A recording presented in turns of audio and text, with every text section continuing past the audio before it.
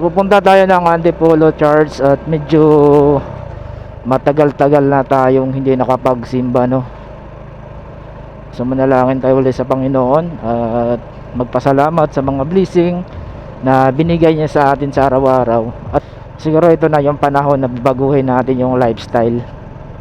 Iwas muna tayo sa barkada kasi hindi tayo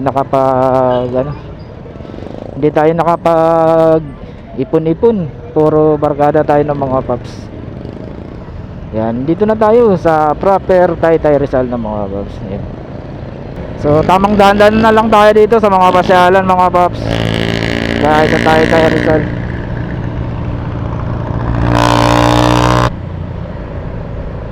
Ang sarap lang dito sa daanan sa Antipolo mga paps, no? Minsan nakaka-challenge yung mga ganitong daan, yung banking. So kailangan din natin mag-ingat dito sa banking kasi pagbira lang tayo makakadaan ng mga ganitong kalsada, minsan din natin maiwasan, mabubulaga tayo.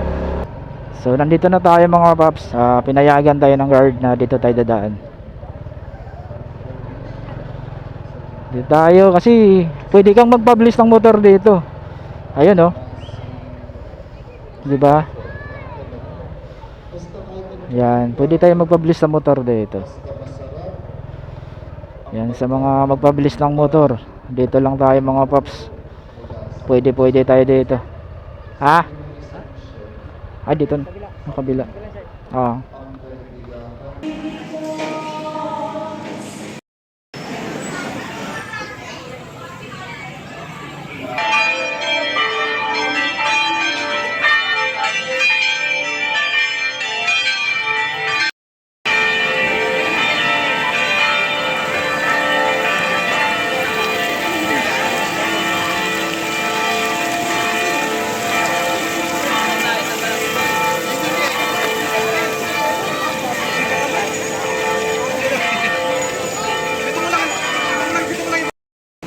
Tapos na tayo magsimba ng mga paps, so away na tayo. At matapos magpasalamat sa Diyos, ay kanyang pinaghati-hati.